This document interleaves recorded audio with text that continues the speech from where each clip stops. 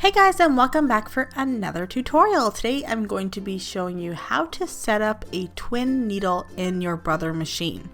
Now this could translate to your particular machine depending on what brand you have.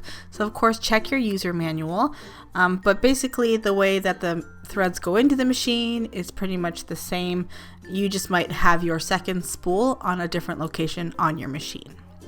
And of course, if you're not already, I would love it if you subscribed, hit that notification bell to be alerted of new and future tutorials. So let's get into the tutorial.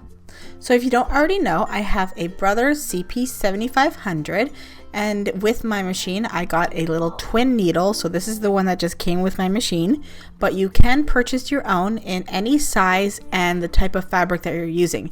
They start from 1.6 millimeters and they go all the way up to 8 millimeters, and then they are for stretch fabric, quilt fabric, so you just have to figure out what project you're using it for, and then you buy your twin needle accordingly.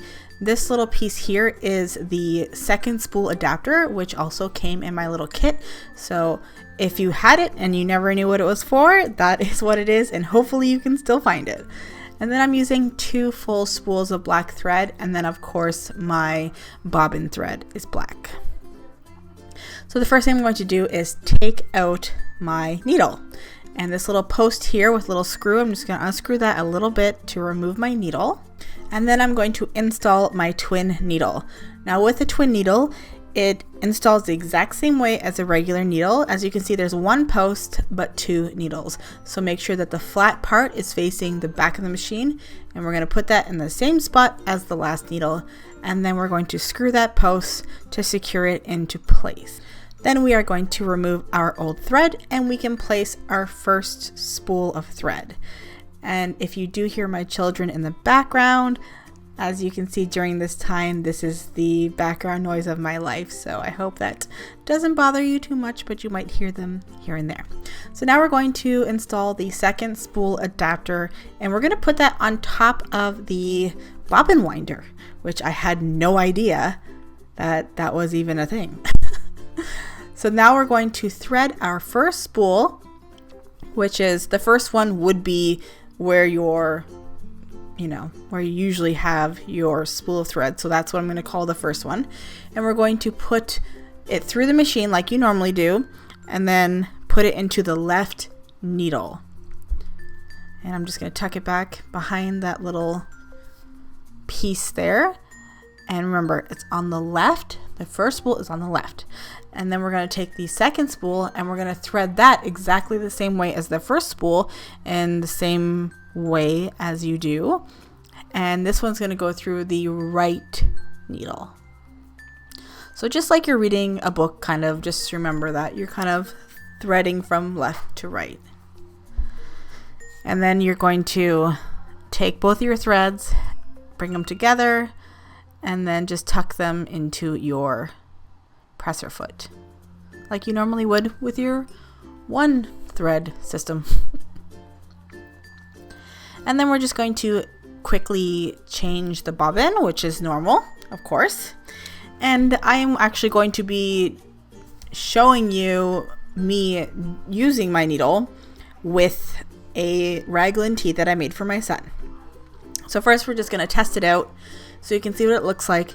And then after, if you want to stick around and see, I am going to be finishing off hemming the bottom, the sleeves, and around the neck, and basically how I would use this type of needle with a knit project.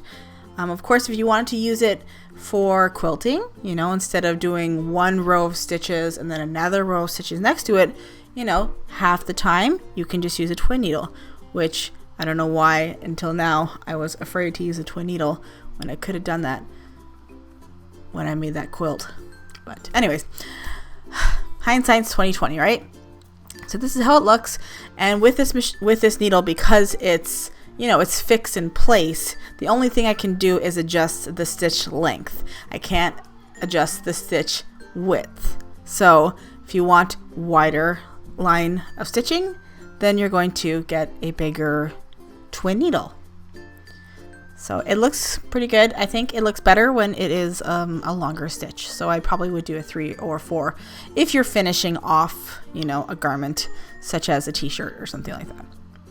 So now I'm just going to go ahead and just finish off my son's little raglan tee here. So I will do a little tutorial of me making the raglan tee because this is kind of the end of the tutorial. I just got a serger, so I will be doing some projects with that on this channel. So here I'm just doing the hemming of my son's t-shirt, and you have to do it from the right side of the fabric so that the twin needle is visible from the top.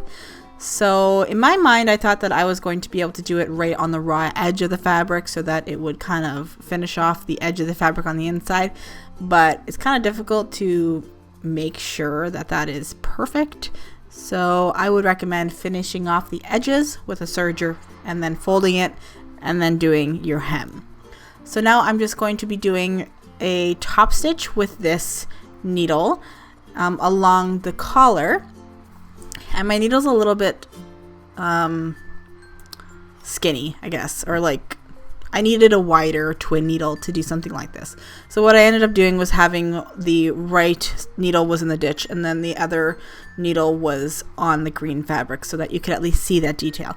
But normally you would have half on the, you know, the bodice piece and the other half would be on the collar, which is what you would see on a regular t-shirt. So I need bigger twin needles to actually finish off nicely. But I still think it turned out super cute. So I'm super excited to make more of these types of shirts and outfits and just, you know, just practice with the serger. So hopefully you can join me along with this little journey. And now that I'm looking at the shirt, if I had a larger twin needle, then I think it would be easier to cover up that raw edge. So I'm definitely going to be getting a larger one, maybe a 4 or 6 millimeter. And then also you could do the seam where the sleeve meets the bodice too. You could do a detail top stitch there, which I think would also look super cute. So I hope you enjoyed this tutorial and it gets you looking into the little parts in your machine that you have stowed away. So thank you so much for watching, and I'll